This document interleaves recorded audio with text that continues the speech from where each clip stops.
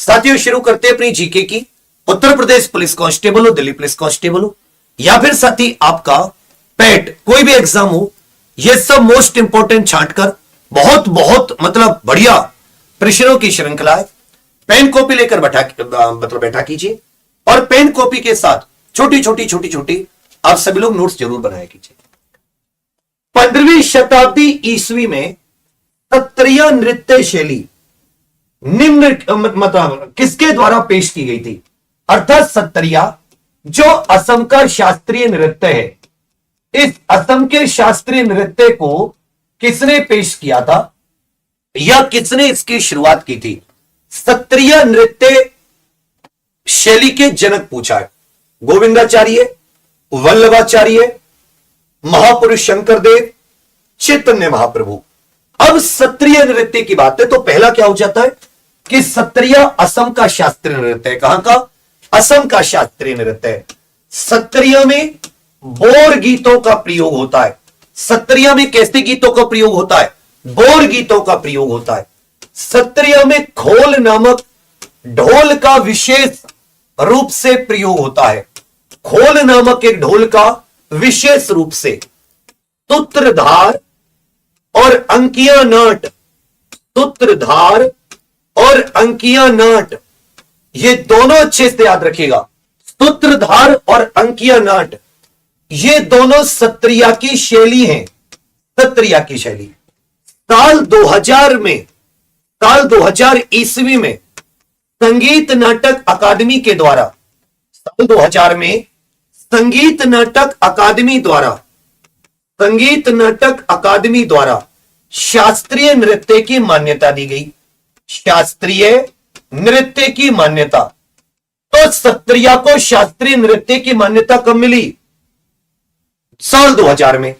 Indira PP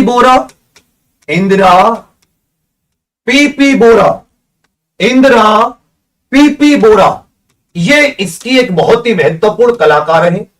इस नृत्य की पहचान कैसे करोगे?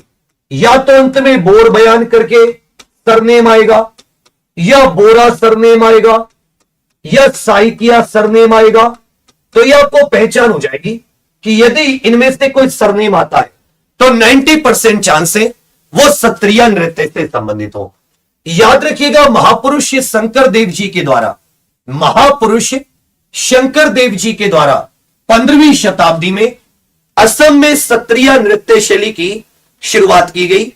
यह असम की शास्त्रीय नृत्य शैली है। बोर गीत होते हैं उन पर नृत्य किया जाता है। खोल ढोल का विशेष प्रयोग, सूत्रधार अंकिया नाट इसकी शैली होती है। साल 2000 में संगीत नाटक अकादमी द्वारा मान्यता। इंदिरा पीपी बोरा महत्वपूर्ण कलाकार हैं। बोर बयान, बोरा या साइकिया कोई सरनेम आ जाए कलाकार का और पूछे किस नृत्य से संबंधित है तो याद रखिएगा सत्रिया। पहले का उत्तर क्या जाता है? सी आपका बिल्कुल सही है। निम्न में से कौन सा शरद ऋतु के दौरान, याद रखिएगा सितंबर इत्यादि के महीने में जो शरद ऋतु आती है, इसके दौरान चाय बागानों में काम करने वाले लोग, जिन्हें बगनियों कहा जाता है, द्वारा किए जाने वाले असम के सबसे प्रसिद्ध नृत्य। एक तो बात ये चाय बागानों में किया जाता है, दूसरी बात शरद ऋतु में किया जाता है, असम से संबंधित है। बताइए। देखिए महासु नृत्य जो है ये हिमाचल प्रदेश के नाट्य नृत्य की एक शैली है। नाट्य नृत्य की एक शैली, ये महासु नृत्य जो है ये हिमाचल प्रदेश के नाट्य नृत्य की एक शैली है। हिमाचल प्रदेश का एक बहुत ही महत्वपूर्ण नृत्य है जिसको नाट्य कहते हैं, उसी की शैली है महासु। लंबाड़ी, धीमसा, कोलट्टम, लंबाड़ी, धीमसा, कोलट्टम, ये आंध्र प्रदेश की महत्वपूर्ण, ये आंध्र प्रदेश की प्रसिद्ध नृत्य शैली है। लंबाड़ी, धीमसा, कोलट्टम आंध्र प्रदेश। करगा, वीरगेस, इस प्रकार के जो नृत्य हो जाते हैं ये याद रखिएगा कर्नाटक से संबंधित है। ये किससे संबंधित है? कर्नाटक से संबंधित है। ये जो झुमुर नृत्य है ये चाय बागानों के काम करने वाले लोगों के द्वारा किया जाता है। असम का झुमुर नृत्य। असम के अन्य नृत्यों की बात करोगे, असम के अन्य नृत्य, तो बागुरंबा हो जाता है, बागुरुंबा हो जाता है एक नृत्य, देवधानी हो जाता है एक नृत्य, बागुरुंबा, देवधानी, ओजापल्ली, ओजापल्ली। जबकि भावना और अंकिया नाट ये यहां के थिएटर है। भावना और अंकिया नाट क्या है? थिएटर। तो क्या क्या पूछेगा?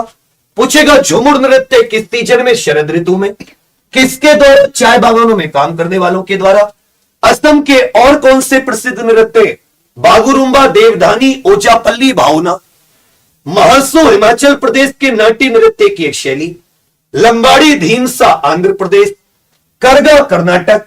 दूसरे का उत्तर बी आपका बिल्कुल सही है। प्रश्न संख्या 2 का उत्तर क्या चाहता है बच्चा? बी आपका बिल्कुल सही है। तीसरे पर आ जाते हैं। पद्म श्री पुरस्कार से सम्मानित सितारा देवी को उनके किस क्षेत्र में योगदान के लिए जाना जाता है? रविंद्रनाथ टैगोर, गुरुदेव रविन्द्रनाथ टैगोर जी ने नृत्य सम्राज्ञी की संज्ञा दी थी। नृत्य सम्राज्ञी कहा है? इन्हें क्या कहा है? नृत्य सम्राज्ञी। इनको क्वीन ऑफ कथक भी कहा जाता है, इनको क्वीन ऑफ कथक भी कहा जाता है। और रोशनी कुमारी, रोशनी कुमारी, रोशनी कुमारी, सितारा देवी, सितारा देवी, शोभना नारायण, शोभना नारायण, ये सब किससे संबंधित है? उत्तर भारत की शास्त्रीय नृत्य शैली, खासकर उत्तर प्रदेश में कथक। तो याद रखिएगा कथक से संबंधित है, ये कथक से संबंधित है। यहां से 3 क्वेश्चन बहुत प्रसिद्ध बनते हैं। सितारा देवी किस नृत्य से संबंधित है? कथक से संबंधित है। रविन्द्रनाथ टैगोर जी ने क्या कहा? नृत्य साम्राज्ञी। पूछेगा नृत्य साम्राज्ञी किसे कहा गया? क्वीन ऑफ कथक किसको कहा जाता है? सितारा देवी को कहा जाता है। क्वीन ऑफ कथक किसे कहा जाता है? सितारा देवी को कहा जाता है। रोशनी कुमारी, शोभना नारायण, ये भी कथक की प्रसिद्ध कलाकार है। तीसरे का उत्तर भी। चौथा, कौन सा त्योहार झारखंड के आदिवासी लोगों द्वारा मनाया जाता है? झारखंड के आदिवासी लोगों द्वारा। देखिए याद रखिएगा, झारखंड में कई सारे त्योहार होते हैं भाई, ज्यादातर जनसंख्या तो झारखंड की आदिवासी है। अब समझिएगा झारखंड में कौन कौन से महत्वपूर्ण त्योहार होते हैं, बहुत पूछता है। सरहुल एक त्योहार होता है, सरहुल बहुत महत्वपूर्ण त्योहार है। टूसू पर्व यह झारखंड का बहुत महत्वपूर्ण त्योहार है। रोहिणी यह भी झारखंड का एक महत्वपूर्ण त्योहार है। जावा यह भी झारखंड का एक महत्वपूर्ण त्योहार है। वंदना यह भी झारखंड का एक महत्वपूर्ण त्योहार है। सरहुल, टूसू पर्व, रोहिणी, जावा, वंदना। सरहुल, टूसू पर्व, रोहिणी, जावा, वंदना, ये सब झारखंड के त्योहार है। ये सब किसके त्योहार है? झारखंड के त्योहार है। और भगत पर्व, भगत पर्व यह भी झारखंड का त्योहार है। भगत पर्व भी किसका त्योहार है? बूढ़ा बाबा की इस समय पूजा की जाती है। बूढ़ा बाबा की इस समय पूजा की जाती है। बूढ़ा बाबा की इस समय पूजा की जाती है। यह भी साथ ही झारखंड का है। तो ये याद कर लीजिएगा, सरहुल त्योहार, टूसू पर्व, रोहिणी, जावा, वंदना, भगत पर्व, और ये बूढ़ा बाबा की पूजा होती है। चौथे का उत्तर डी आपका बिल्कुल सही है। चौथे का उत्तर क्या चाहता है? डी आपका बिल्कुल सही है। थाई पूसम त्योहार किसी बार जनवरी, किसी बार फरवरी। थाई पूसम त्योहार निम्नलिखित में से किस भारतीय राज्य में मनाया जाता है? और मूल रूप से यह किन देवता से संबंधित है? मूल रूप से किन देवता से संबंधित है? यह तमिल महीना होता है जिसको थाई कहते हैं। और जो पुष्य सितारा होता है यह पुष्य नक्षत्र से संबंधित है। थाई महीने में जो अंग्रेजी कैलेंडर में कभी जनवरी, कभी फरवरी में पड़ता है, थाई पूसम। इसमें मुरुगन देवता से संबंधित त्योहार है।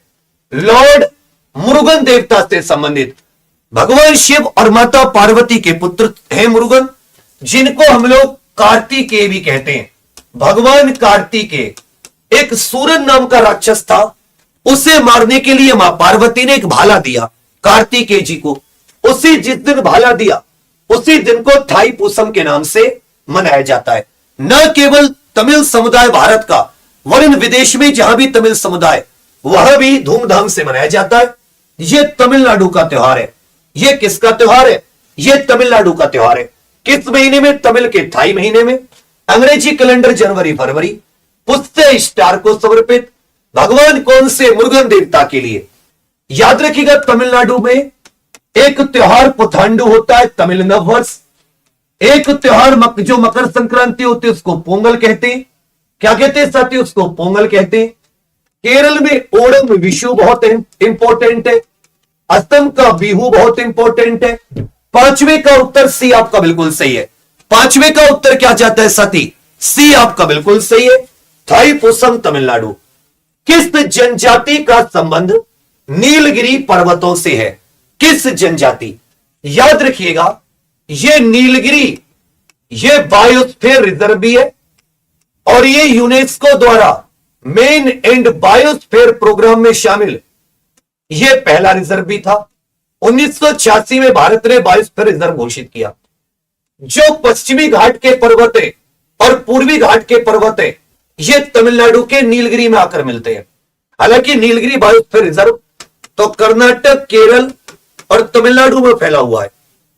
यह पश्चिमी घाट पर्वत और पूर्वी घाट पर्वतों की मिलन स्थली भी है। पश्चिमी घाट पर्वत और पूर्वी घाट पर्वतों की मिलन स्थली भी है। कौन सी? नीलगिरी। नीलगिरी की सबसे ऊंची चोटी डोडा बेट्टा होती है, 2637 मीटर ऊंची। नीलगिरी की सबसे ऊंची चोटी कौन सी है? डोडा बेट्टा।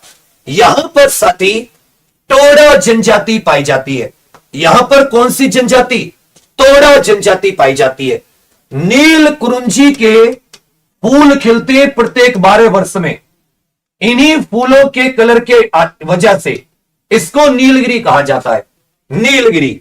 छठे का उत्तर भी आपका बिल्कुल सही है। तमिलनाडु में मुख्य रूप से तमिलनाडु का जो राजकीय पशु है वो भी नीलगिरी ताहर है। तमिलनाडु का राजकीय पशु क्या है? नीलगिरी ताहर। तमिलनाडु का राजकीय पशु क्या है? नीलगिरी ताहर। छठे का उत्तर भी आपका बिल्कुल सही है। तो तोड़ा जनजाति नीलगिरी पर्वतों में निवास करती है। पश्चिमी घाट और पूर्वी घाट पर्वतों की मिलन स्थली। सबसे ऊंची चोटी डोडा बेटा नीलगिरी की। 1986 में बायोस्फीयर रिजर्व घोषित। 3 राज्यों में, मुख्य रूप से तमिलनाडु। छठे का उत्तर भी आपका बिल्कुल सही है।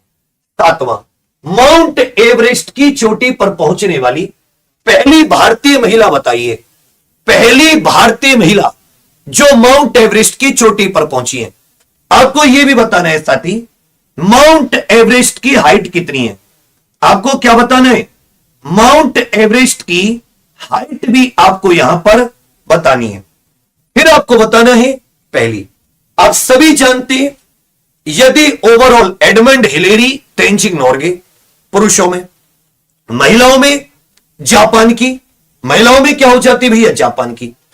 फिर 1965 में पहली बार कर्नल अवतार सिंह चीमा करके थे, ये पहले भारतीय बने जिन्होंने एवरेस्ट को फतेह किया, एवरेस्ट की चोटी पर कदम रखा। फिर 1984 में बछेंद्री पाल, ये पहली भारतीय महिला। 1984 में बछेंद्री पाल कौन बनी साथी? पहली भारतीय महिला बनी। बछेंद्री पाल पहली भारतीय महिला। 8,848.86 मीटर ऊंची एवरेस्ट, इसको सागरमाथा नेपाल में कहा जाता है। एवरेस्ट को सागरमाथा नेपाल में कहा जाता है। और चोमलंगमा कुछ करके इसका नाम चीन में होता है। चीन और नेपाल की जो बाउंड्री है वो एवरेस्ट की शिखर से गुजरती है बीचों बीच। तो चीन की तरफ से भी चढ़ाई होती है, नेपाल की तरफ से भी। माउंट एवरेस्ट की चोटी पर पहुंचने वाली पहली भारतीय महिला बछेंद्री पाल। पहली भारतीय महिला बछेंद्री पाल, याद रखिएगा। 1984 में पहले पुरुष अवतार सिंह चीमा 1965 में। 7वें का उत्तर सी आपका बिल्कुल सही है। एवरेस्ट को सागरमाथा नेपाल में कहते हैं। 8,848.86 मीटर ऊंची है। भारत के सर्वोच्च न्यायालय के न्यायाधीश के रूप में शपथ लेने वाली पहली महिला वकील। अभी तक इनसे पहले किसी भी महिला वकील को सीधे सुप्रीम कोर्ट का जज नहीं बनाया जाता था, या तो हाई कोर्ट का जज या फिर हाई कोर्ट से सुप्रीम कोर्ट में लाया जाता था। यह सुप्रीम कोर्ट की पहली महिला ऐसी न्यायाधीश है जिनको बार से उठाकर, मतलब बार काउंसिल ऑफ इंडिया, सीधे वकालत से उठाकर सुप्रीम कोर्ट की जज बनाया गया। सर्वोच्च न्यायालय, याद रखिएगा, 33 अन्य जज, एक चीफ जस्टिस, कुल 34 ये जजों की संख्या है। 34 जजों की संख्या, जो इनकी अवकाश रिटायरमेंट की आयु होती है 65 वर्ष। सुप्रीम कोर्ट के जजों की रिटायरमेंट आयु 65 वर्ष, कम से कम आयु नहीं, अधिकतम आयु। तो सर्वोच्च न्यायालय की न्यायाधीश, याद रखिएगा, इंदु मल्होत्रा, इंदु मल्होत्रा, इंदु मल्होत्रा। 8वें का उत्तर भी आपका बिल्कुल सही है। यदि पूछे सुप्रीम कोर्ट की पहली महिला जज, सुप्रीम कोर्ट की प्रथम महिला जज, सुप्रीम कोर्ट की पहली महिला जज, पूछे भारत के किसी भी हाई कोर्ट की, भारत के किसी भी हाई कोर्ट की पहली महिला जज, किसी भी उच्च न्यायालय या हाई कोर्ट की प्रथम महिला जज, हाई कोर्ट की प्रथम महिला जज, या आपसे पूछे हाई कोर्ट की चीफ जस्टिस बनने वाली प्रथम महिला जज, हाई कोर्ट की chief justice, Himachal Pradesh high court की चीफ जस्टिस बनी पहली महिला जज का नाम बताइए। तो याद रखिएगा साथी, सुप्रीम कोर्ट की पहली महिला जज फातिमा बीवी, पहली महिला जज फातिमा बीवी। भारत के किसी भी हाई कोर्ट की पहली महिला जज Anna Chandy, Kerala high court, Anna Chandy, Kerala high court. Delhi high court की पहली महिला जज लीला सेठ, और किसी भी हाई कोर्ट की पहली महिला chief justice Himachal Pradesh high court की लीला सेठ, याद रख लीजिएगा, लीला सेठ। तो 8वें का उत्तर क्या जाता है? बी आपका बिल्कुल सही है। 8वें का उत्तर क्या जाता है? बी आपका बिल्कुल सही है। ओलंपिक खेलों के ग्रीष्मकालीन और शीतकालीन दोनों संस्करणों का आयोजन करने वाला विश्व का पहला शहर कौन सा है? ऐसा शहर जहां पर शीतकालीन ओलंपिक भी हो गए, जहां पर ग्रीष्मकालीन ओलंपिक भी हो चुके। तो इंटरनेशनल ओलंपिक कमेटी की स्थापना 1894 में हुई, और हेडक्वार्टर कहां पर है? याद रखिएगा, इसका हेडक्वार्टर स्विट्जरलैंड के लुसान शहर में। ठीक है भैया। इसी में पहला ग्रीष्मकालीन देखोगे कि पहले ग्रीष्मकालीन ओलंपिक कहां पर हुए, प्रथम ग्रीष्मकालीन ओलंपिक कहां पर हुए। तो अच्छे से याद रखिएगा, प्रथम ग्रीष्मकालीन ओलंपिक पूछे तो 1896 कहां? एथेंस में हुए। 1896 एथेंस, ग्रीस, जहां पर हमारे प्रधानमंत्री जी आज यात्रा पर है। ठीक है भैया। प्रथम शीतकालीन ओलंपिक पूछे, प्रथम शीतकालीन ओलंपिक पूछे तो 1924 में, 1924 में फ्रांस के चामोनिक्स में हुए, फ्रांस के चामोनिक्स शहर में। यहां तक किसी को दिक्कत? 2008 में बीजिंग ने ग्रीष्मकालीन ओलंपिक, समर ओलंपिक की मेजबानी की, जिसमें अभिनव बिंद्रा जी ने भारत के लिए पहला व्यक्तिगत गोल्ड मेडल जीता शूटिंग में। और 2022 में बीजिंग ने शीतकालीन ओलंपिक खेलों की मेजबानी की, जिसमें नॉर्वे पहले स्थान पर रहा, जिसमें नॉर्वे पहले स्थान पर। तो बीजिंग दुनिया का पहला ऐसा शहर है जहां पर ग्रीष्मकालीन ओलंपिक 2008 में हुए, शीतकालीन ओलंपिक 2022 में। नॉर्वे का उत्तर डी आपका बिल्कुल सही है। नॉर्वे का उत्तर साथी, नॉर्वे का उत्तर डी आपका बिल्कुल सही है। किसने the other side of silence नामक पुस्तक लिखी है? The other side of silence नामक पुस्तक लिखी है। देखिए, खुशवंत सिंह, ट्रेन टू पाकिस्तान के लेखक, इनकी कौन सी पुस्तक है? Train to Pakistan. भाई खुशवंत सिंह जी की कौन सी पुस्तक है? तो आप बताओगे train to Pakistan. Train to Pakistan. Amitav Ghosh अंग्रेजी के लिए ज्ञानपीठ पुरस्कार प्राप्त करने वाले पहले लेखक, ज्ञानपीठ अवार्ड प्राप्त करने वाले प्रथम लेखक, अंग्रेजी भाषा के लिए ज्ञानपीठ अवार्ड प्राप्त करने वाले पहले लेखक। द सर्कल ऑफ रीजन करके इनकी पहली, the circle of reason, the circle of reason 1986 में इनका पहला। अभी इन्होंने जंगलनामा 2021 में लिखी और स्मोक एंड एशेज ये इन्होंने 2022 में। जंगलनामा पुस्तक 2021 में, smoke and Ashes, smoke and Ashes धुआं और राख ये 2022 में। ये अमिताभ घोष। अमृता प्रीतम पिंजर की लेखिका हैं, तो कौन बची? उर्वशी बुटालिया। याद रखिएगा Urvashi Butalia. The other side of the silence, the other side of the silence ये उन्होंने पुस्तक की रचना की है। तो ट्रेन टू पाकिस्तान पुस्तक के लेखक कौन है? सभी लोग साथी शेयर जरूर कर देना। जितने साथी देख रहे हैं वो सभी लोग एग्जाम्पल को सब्सक्राइब भी कर लेना। Train to Pakistan Khushwant Singh. अमिताभ घोष अंग्रेजी के लिए पहले ज्ञानपीठ पुरस्कार विजेता।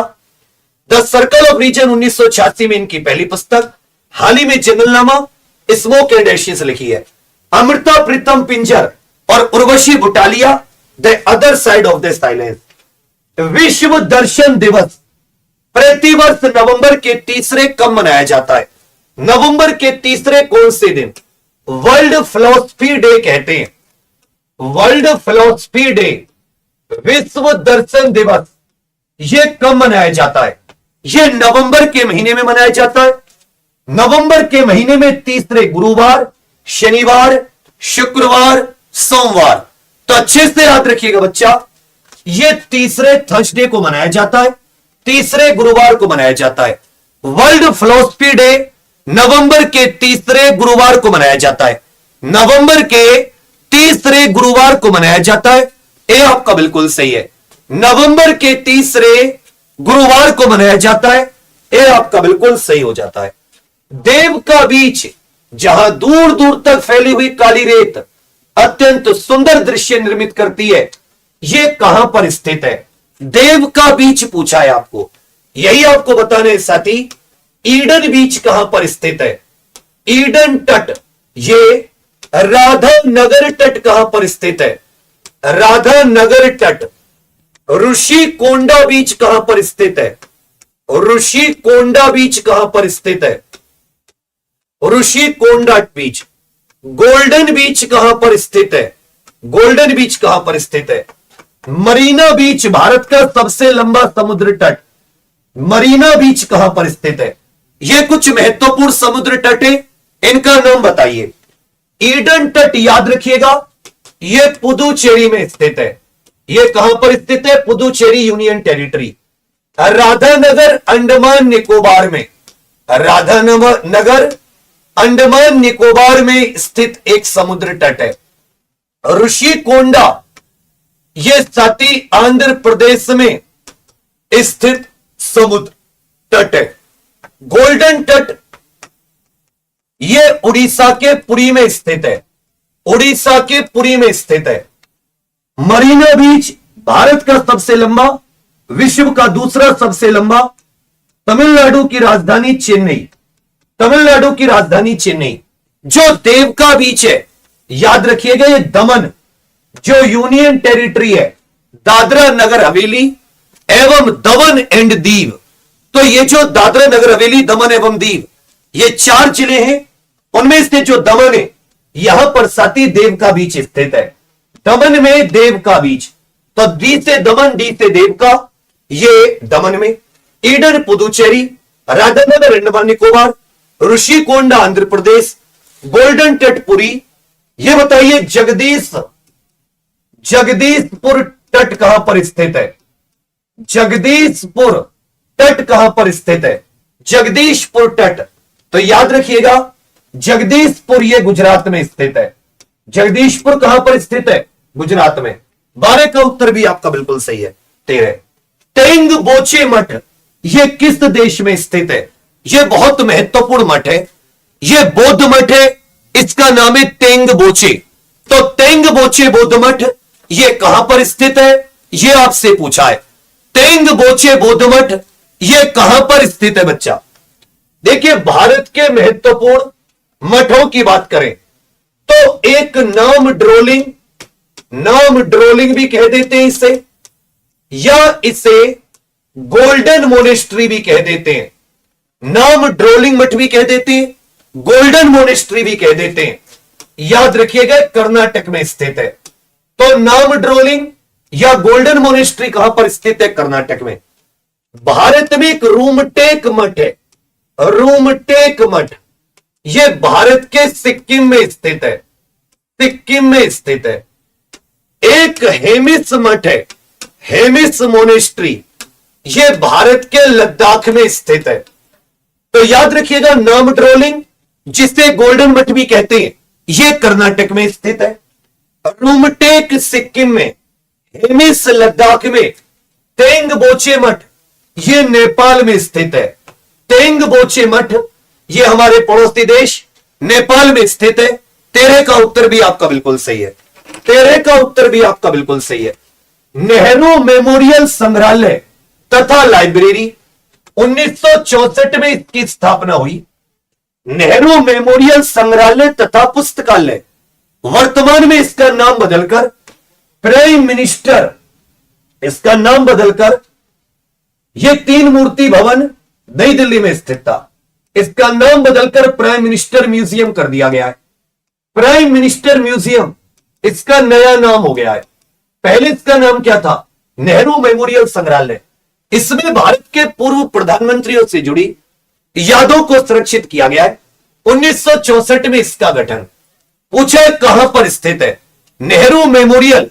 और नेहरू मेमोरियल का जो डिजाइनर था, इस व्यक्ति का नाम था नेहरू मेमोरियल। यह वही व्यक्ति है, याद रखिएगा, जिसने दिल्ली के कनॉट प्लेस को डिजाइन किया है, जिसने दिल्ली के कनॉट प्लेस को। और रॉबर्ट टोर रसल, 100% क्वेश्चन पूछेगा, इसका डिजाइनर कौन था? रॉबर्ट टोर रसल करके ये इसका आर्किटेक्ट था। इसी ने दिल्ली के कनॉट प्लेस को भी डिजाइन किया है, और इसी ने नेहरू मेमोरियल संग्रहालय को, कनॉट प्लेस को डिजाइन करने वाला भी कौन है? और रॉबर्ट टोर रसल। तो जो पुरानी इमारतें या जो ऐसे समझो महत्वपूर्ण इमारतें, उनके डिजाइनर पूछा जाता है। और रॉबर्ट टोर रसल, इसने कनॉट प्लेस को भी डिजाइन किया है, नेहरू मेमोरियल संग्रहालय को। यह नई दिल्ली में स्थित है। कहां पर स्थित है साथी? नई दिल्ली में स्थित है। विक्टोरिया मेमोरियल पूछे तो कोलकाता में स्थित है। विक्टोरिया मेमोरियल पूछे कोलकाता में। मुंबई में आ जाता है गेटवे ऑफ इंडिया, मुंबई में आ जाता है गेटवे ऑफ इंडिया। प्रश्न संख्या 14 का उत्तर भी आपका बिल्कुल सही है।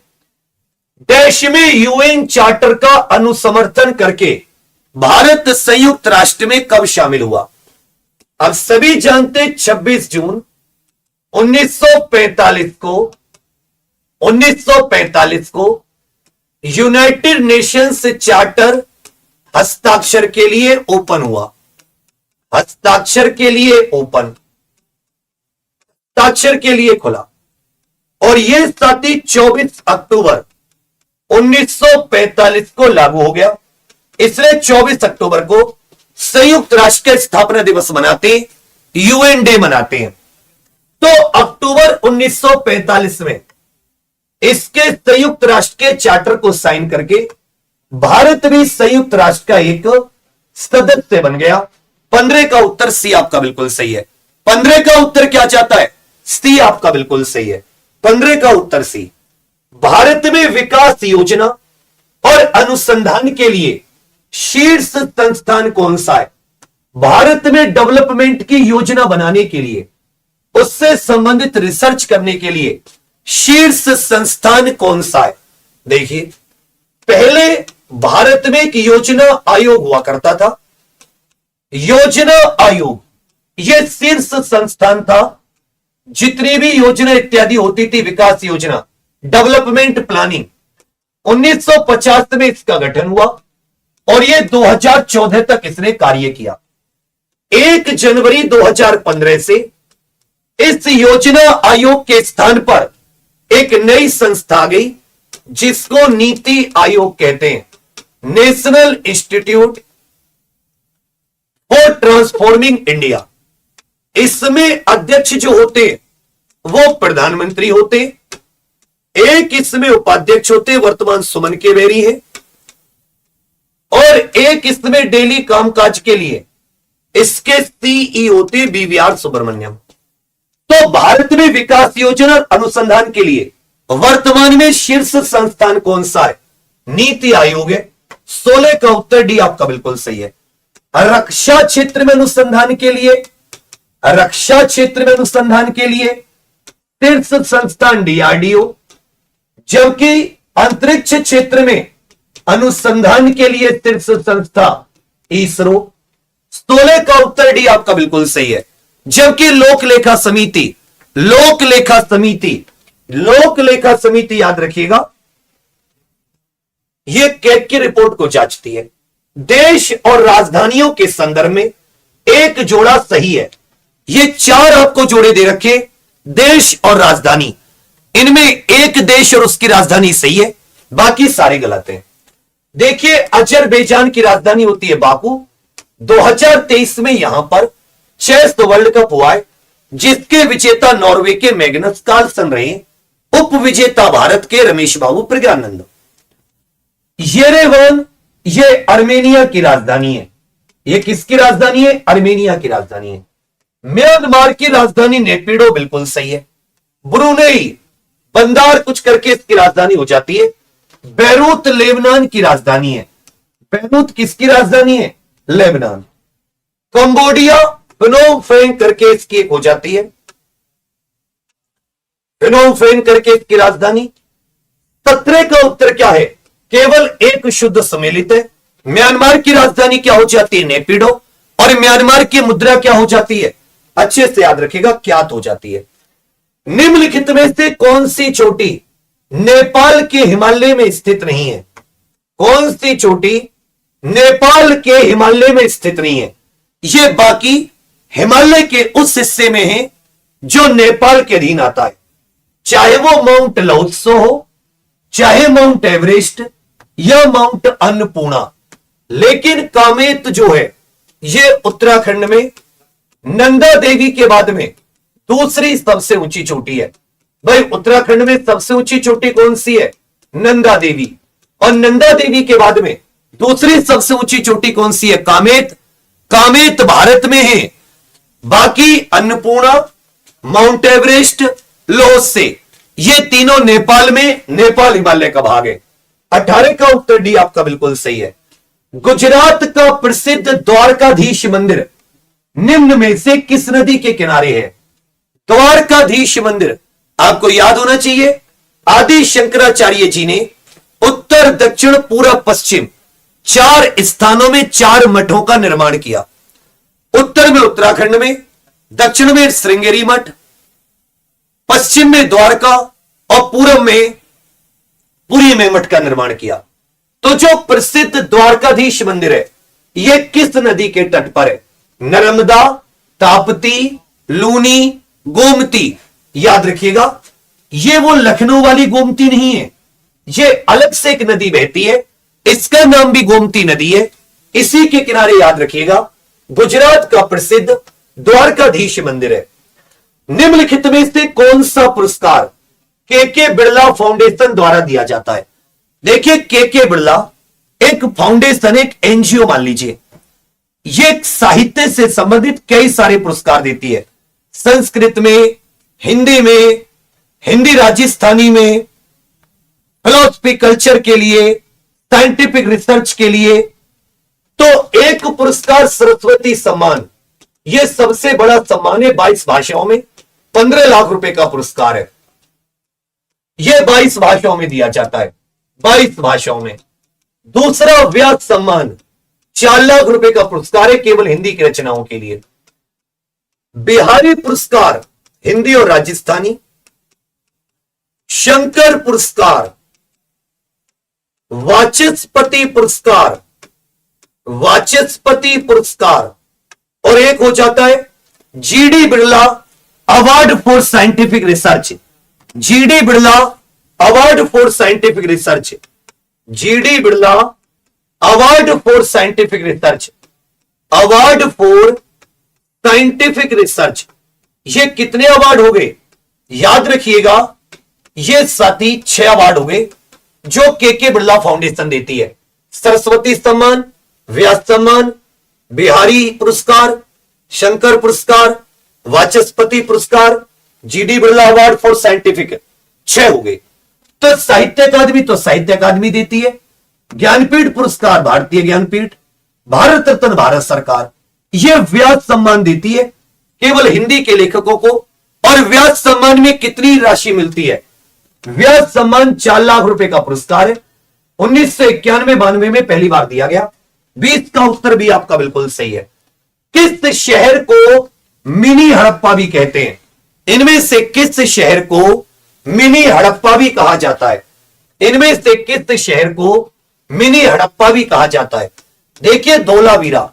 जनरली ज्यादातर शहर 2 परकोटे में विभाजित थे, जबकि यह 3 परकोटे में विभाजित था। धौलावीरा यह 3 परकोटे में विभाजित था। यह भारत का 40वां यूनेस्को विश्व विरासत स्थल है। भारत का 40वां यूनेस्को विश्व विरासत स्थल, भारत का 40वां यूनेस्को विश्व विरासत स्थल है।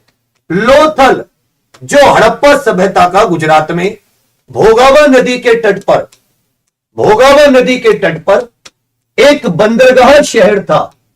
एक गोदीबाड़ा यहां पर मिला था, एक पुराने जमाने की बंदरगाह टाइप छोटी सी, जहाज पर माल चढ़ाने उतारने का यहां से प्रमाण मिला था।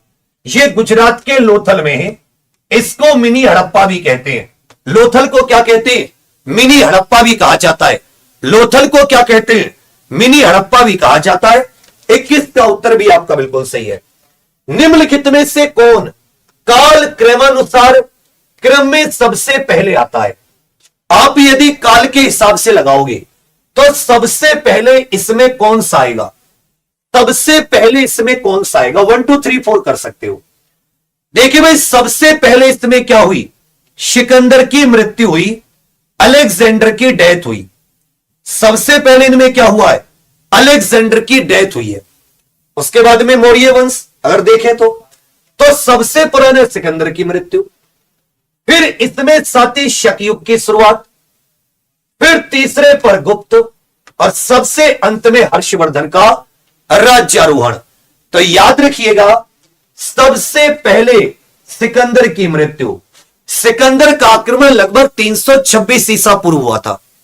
सिकंदर का आक्रमण सब कब हुआ? 326 ईसा पूर्व भारत में।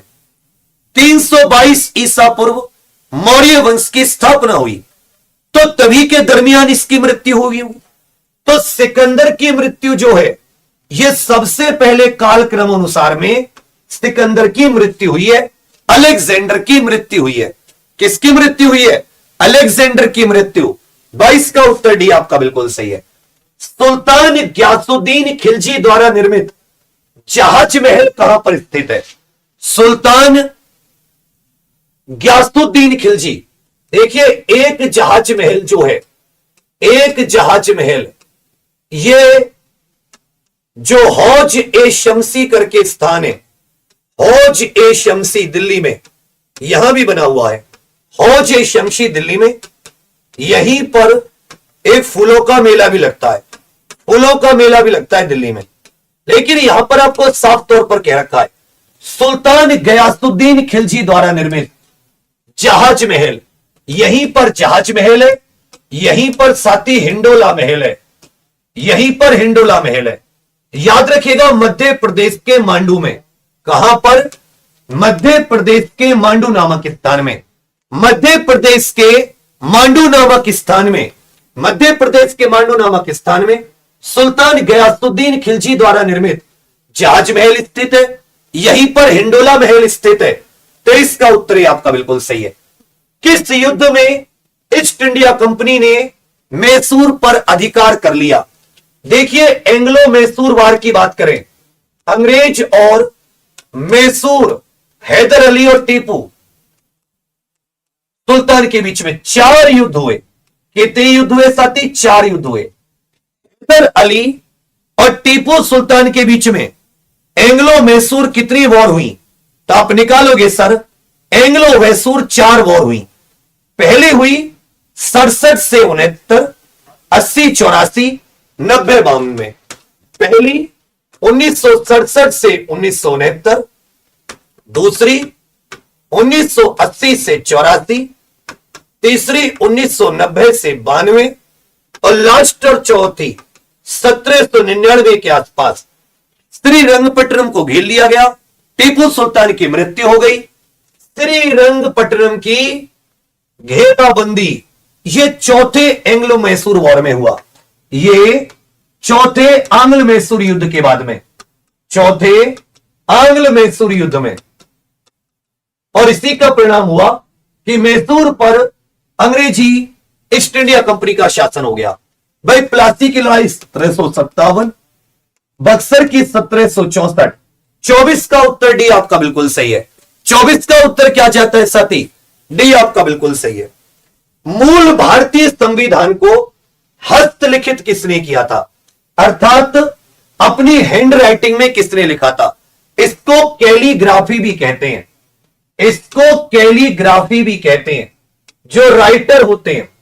देखिए नंदलाल बोस जी ने मूल संविधान में जो चित्रकारी की है, जो आप कई पेजों पे अलग अलग चित्रकारी देखते हैं, वो ही नंदलाल बोस। सच्चिदानंद सिन्हा संविधान सभा के प्रथम अध्यक्ष, संविधान सभा के प्रथम अस्थायी अध्यक्ष भी कह सकते हो। प्रेम बिहारी नारायण रायजादा, प्रेम बिहारी नारायण रायजादा, इन्होंने ओरिजिनल संविधान की इटैलिक कैलीग्राफी में हस्तलिखित किया था। 25 का उत्तर डी। जबकि चित्रकारी किसने की थी? चित्रकारी नंदलाल बोस जी ने की थी। चित्रकारी किसने की? नंदलाल बोस जी ने की। चित्रकारी नंदलाल बोस जी ने। अच्छा 1967 कर दिया मैंने, सॉरी 1700 कर लो। मैं सोचूं कि वो भी सोचेंगे तो अभी की बात है। 1965 में तुमने भारत पाकिस्तान युद्ध लड़ा है, ये कभी कभी हो जाता। देखो मैंने ये 1799 वाला सही लिखा है, ये तो थोड़ी बुद्धि आ जानी चाहिए थी ना कि 1969 में कहां पहुंच गए, 1700 में आएंगे। 1767 से 1769, 1780 से 84, 1790 से 92, 1799। ये कभी कभी दिमाग में ऐसी चीजें रुक जाती हैं। अनुच्छेद 352 के तहत पहली बार राष्ट्रीय आपातकाल कब घोषित किया गया था? याद रखिएगा भारत में कुल मिला के 3 बार राष्ट्रीय आपातकाल रहा। 3 बार राष्ट्रीय आपातकाल। एक तो पहले भारत चीन युद्ध से लेकर फिर भारत पाकिस्तान युद्ध, भारत चीन युद्ध 1962 में हुआ, भारत चीन युद्ध 1965 में हुआ। पहली बार आपातकाल तब लगा। फिर 1971 युद्ध के दौरान, भारत पाकिस्तान युद्ध के दौरान दोबारा आपातकाल लगा। फिर 1975 में इन दोनों में बाहरी आक्रमण के आधार पर, बाहरी आक्रमण के आधार पर 1975 से 77 ये आपातकाल, इंदिरा गांधी प्रधानमंत्री थी। ये साथी आंतरिक विद्रोह के कारण, आंतरिक अशांति या आंतरिक विद्रोह के आधार पर, तो कुल 3 बार राष्ट्रीय आपातकाल लगाए। पूछा है पहली बार, डी आपका बिल्कुल सही है। 1962 से 1968, 1962 से 1968, 26 का उत्तर डी। संविधान के किस संशोधन अधिनियम के तहत शैक्षणिक संस्थानों में आर्थिक रूप से कमजोर वर्ग के लिए आरक्षण जोड़ा गया? अर्थात ईडब्ल्यूएस श्रेणी के लिए 10% आरक्षण, ईडब्ल्यूएस श्रेणी के लिए 10% आरक्षण। यह किसमें? अनुच्छेद 15 में एक नया और पॉइंट जोड़ा गया। 101वां संविधान संशोधन ये हो जाता है साथी जीएसटी वाला। 101वां कौन सा हो जाता है?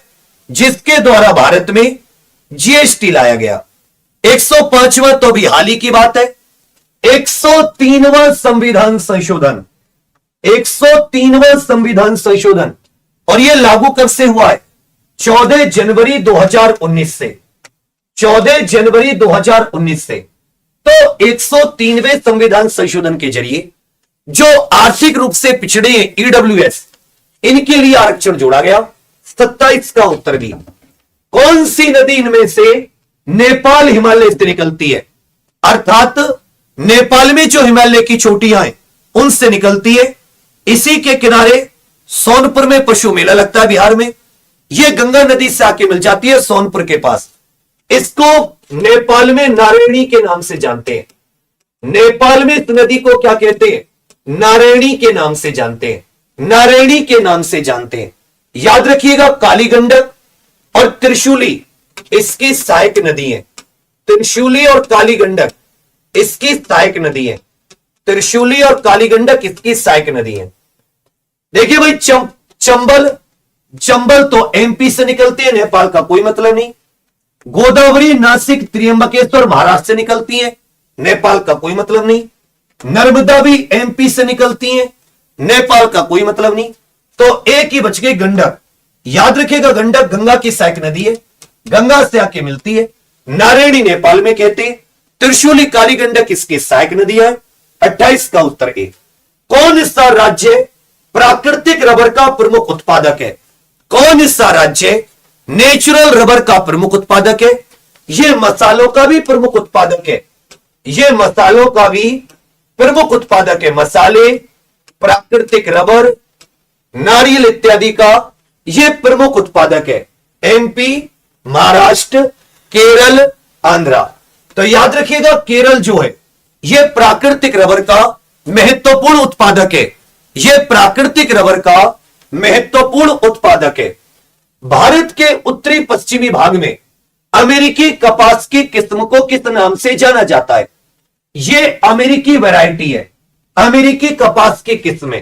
याद रखिएगा, कपास की बात करें तो रेगुर मृदा जिसको कहते, रेगुर मृदा जिसको कहते, या काली मिट्टी जिसको कहते हैं, ब्लैक कॉटन सॉइल, यह इसके उत्पादन के लिए, कपास के उत्पादन के लिए सबसे ज्यादा महत्वपूर्ण होती है। जो अरेबिका कॉफी हो गई भाई, अरेबिका क्या हो गई? कॉफी। उत्तरी पूर्वी हमारे क्षेत्रों में, बंगाल, असम इत्यादि में चावल की 3 बार साल में फसल ली जाती है। ओस, अमन, बोरो, ये चावल से संबंधित हो गई। रोबस्टा क्या होती है? ये भी कॉफी से संबंधित हो गई, रोबस्टा। तो याद रखिएगा, नरमा, नरमा जो है ये कपास की किस्म है। नरमा किसकी किस्म है? कपास की किस्म है। यदि तुम लोग थोड़ा सा दिमाग लगाते तो उत्तर आ जाता। भाई अरेबिका तो कॉफी होती है, बोरो ये चावल की फसल से संबंधित है, और रोबस्टा भी कॉफी होती है। तो उत्तर क्या जाएगा? नरमा। कुछ क्वेश्चन ऐसे होते हैं जिनको ऑप्शन से हटाया करो। रोबस्टा ये सब तो अच्छे से पता है। 30 का उत्तर सी आपका बिल्कुल सही है। किस गतिविधि को गोल्ड कॉलर जॉब्स कहा जाता है? ये साथी, ये उच्चतम स्तर की, ये जो हाईएस्ट लेवल के ऑफिसर होते हैं, उच्चतम स्तर के अधिकारी होते हैं, सरकारी और प्राइवेट, जो साइंटिस्ट वगैरह होते हैं, हाई फाई वैज्ञानिक वगैरह जो खोजबीन करते हैं, प्राइवेट कंपनियों के सीईओ वगैरह, जो नीति निर्माता, नेता, हाईएस्ट प्राइम मिनिस्टर, राष्ट्रपति इत्यादि। ये देखिए, जो सेवा क्षेत्र है, जो टर्शरी तृतीय क्षेत्र कहते थे, इसको भी 2 भागों में बांटा गया। एक साथी चतुर्थक जिसको क्वार्टनरी क्षेत्र कहते हैं, और एक क्वीनरी क्षेत्र। तो क्वीनरी में नीति निर्माता, जो हाईएस्ट लेवल के ऑफिसर होते हैं, इसी क्षेत्र को गोल्डन कॉलर जॉब्स भी कहा जाता है। इसी क्षेत्र की जॉब्स को गोल्डन कॉलर जॉब्स भी कहा जाता है। इसी क्षेत्र की जॉब्स को गोल्डन कॉलर जॉब्स भी कहा जाता है। अभी यूपी पुलिस कांस्टेबल में जो रणभूमि चल रही है, उसमें मैंने जीएसटी में अच्छे से बताया सर्विस का क्या योगदान। ये नोट्स देखोगे तो समझ में आएगी कि क्या लेवल है। ये सब पढ़ाया है बहुत अच्छे से, व्हाइट, ब्लू, गोल्डन सब। 31 का उत्तर डी। भारत में केंद्र सरकार द्वारा किस तिथि को वार्षिक बजट पेश किया जाता है? किस तिथि को वार्षिक बजट पेश किया जाता है?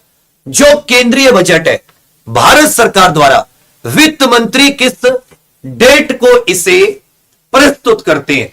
वित्त मंत्री किस डेट को इसे प्रस्तुत करते हैं? वित्त मंत्री किस डेट को इसे प्रस्तुत करते हैं? तो फरवरी महीने का जो पहला दिन होता है, 1 फरवरी जिसे कहते हैं, फरवरी महीने का पहला दिन, मतलब प्रति वर्ष 1 फरवरी को भारत सरकार का बजट यह पेश किया जाता है। 32 का उत्तर ए आपका बिल्कुल सही है। 6ठी शताब्दी बिफोर क्रिस्ट, 6ठी शताब्दी ईसा पूर्व, 6ठी शताब्दी ईसा पूर्व चेदी ये कहां शासन करता था? जो चेदी राजवंश था ये कहां शासन करता था? सोतीवती या शुक्तिवती इसकी राजधानी हुआ करती थी। चेदी वंश का शासन कहां पर था? चेदी वंश का शासन साथी कहां पर था? थोड़ा तेजी से उत्तर दे दोगे तो तुम्हें कोई भूत नहीं आ जाएंगे। सर बुंदेलखंड का जो क्षेत्र था यह चेदी के अधीन था। बुंदेलखंड का जो क्षेत्र था यह चेदी महाजनपद था। भारत छोड़ो आंदोलन के समय उत्तर प्रदेश के किस जिले में चित्तू पांडे के नेतृत्व में समांतर सरकार बनाई गई थी? इसलिए शहर को बोलने से पहले बागी शब्द लगा देते हैं। यहां पर भारत छोड़ो आंदोलन के दौरान एक समांतर सरकार की स्थापना की थी। भारत छोड़ो आंदोलन, याद रखिएगा बलिया, इसलिए बलिया को क्या कहा जाता है? बागी बलिया भी कह दिया जाता है। इसलिए बलिया को क्या कह दिया जाता है? बागी बलिया भी कह दिया जाता है। चित्तू पांडे के नेतृत्व में। उत्तर प्रदेश के राजकीय चिन्ह में इनमें से क्या नहीं है?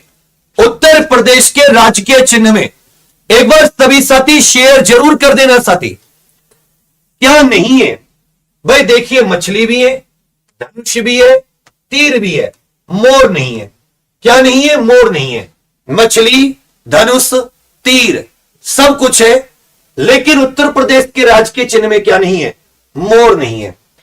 किस जिले की जनसंख्या सबसे कम है? किस जिले की जनसंख्या? देखिए, यदि आप सर्वाधिक देखोगे, सर्वाधिक जनसंख्या 2011 की जनगणना के अनुसार तो यह प्रयागराज की आती है, और उसी के अनुसार सबसे कम बताइए उत्तर प्रदेश के किस जिले की सर्वाधिक? प्रयागराज। पूछे किस जिले की जनसंख्या सबसे कम है? किस जिले की जनसंख्या? तो महोबा की जनसंख्या सबसे कम है। महोबा की जनसंख्या सबसे कम है। 36 का उत्तर सी आपका बिल्कुल सही है। तीसरी पीढ़ी के मानव अधिकारों की अवधारणा यह किसके द्वारा प्रस्तुत की गई थी? तीसरी पीढ़ी के मानव अधिकारों की अवधारणा यह किसके द्वारा? डुगिट, जॉन फिनिस, जेरेमी बेंथम या कारेल वातिक? तो international institute of human rights, France के स्ट्रासबर्ग में एक संस्था है, वहां पर एक व्यक्ति थे जिनका नाम था कारेल वासिक। कारेल वासिक ने 3 पीढ़ी के, कारेल वासिक के द्वारा 3 पीढ़ी के मानव अधिकारों की संकल्पना प्रस्तुत की गई। प्रथम पीढ़ी, द्वितीय पीढ़ी, तृतीय पीढ़ी। 37 का उत्तर डी आपका बिल्कुल सही है, कारेल वासिक के द्वारा। कौन इसका इनमें से प्रत्यक्ष कर का उदाहरण नहीं है? डायरेक्ट टैक्स का उदाहरण नहीं है। इनमें से कौन सा डायरेक्ट टैक्स का उदाहरण नहीं है? आप सभी लोग उत्तर प्रदेश पुलिस कांस्टेबल की थ्योरी, दिल्ली पुलिस कांस्टेबल की थ्योरी या पेट की थ्योरी बढ़िया जबरदस्त नोट्स के साथ एग्जाम प्रो ऑफिशियल एप्लीकेशन पर जरूर जुड़े। अभी जीएसटी चल रहा है, बहुत सॉलिड, मतलब इतना डीप, इतना मजेदार पढ़ोगे नहीं कहीं भी, किसी भी किताब में, किसी भी नोट्स में। और वो पोर्शन है जो आपको 38/38 क्वेश्चनों की तरफ लेकर जाएगा। कौन सा प्रत्यक्ष कर का उदाहरण नहीं है? मनोरंजन कर। मनोरंजन कर जो राज्य लगाता था वो जीएसटी में आ गया, और जिसे नगर पालिका, नगर पंचायत, स्थानीय सरकार लगाती है वो अलग से लेती है। तो कौन सा प्रत्यक्ष कर का उदाहरण नहीं है? मनोरंजन कर। संपत्ति कर 1957 में आया, 2017 में गायब। आयकर निगम कर अभी भी चलता है। 38 का उत्तर ए। भारत में सिक्कों की ढलाई किन स्थानों पर होती है? भारत में सिक्कों की ढलाई, देखिए 4 स्थानों पर गवर्नमेंट की मिंट है, क्योंकि सिक्कों की ढलाई जो होती है यह अधिकार केंद्र सरकार का है। बांटने का कार्य केंद्र सरकार ने आरबीआई को दे रखा है। अधिकतम सिक्का 1000 रुपए का केंद्र सरकार ढाल सकती है। कॉइनेज एक्ट सिक्का अधिनियम 2011 के द्वारा कोलकाता, मुंबई, हैदराबाद, नोएडा, इन चारों स्थानों पर भारत सरकार के सिक्का ढलाई कारखाने हैं। इन चारों स्थान पर सिक्के ढलाई के कारखाने हैं। सिक्के ढलाई के कारखाने भारतीय अपराध जांच विभाग, सीआईडी जिसको कहते हैं, criminal investigation department, criminal investigation department 1902 में एंड्रयू फ्रेजर इंडियन पुलिस आयोग, एंड्रयू फ्रेजर जिसे भारतीय पुलिस आयोग भी कहते हैं, इस आयोग की सिफारिश पर 1902 में क्रिमिनल इन्वेस्टिगेशन डिपार्टमेंट की स्थापना की गई थी। क्रिमिनल इन्वेस्टिगेशन डिपार्टमेंट की स्थापना की गई थी। और याद रखिएगा साथी, राय बहादुर पंडित शंभुनाथ, यह भारतीय अपराध जांच विभाग का जनक इनको माना जाता है, राय बहादुर पंडित शंभुनाथ। डीपी कोहली ये आ जाते हैं, ये जो आपका 1963 में सीबीआई। 40 का उत्तर भी आपका बिल्कुल सही है।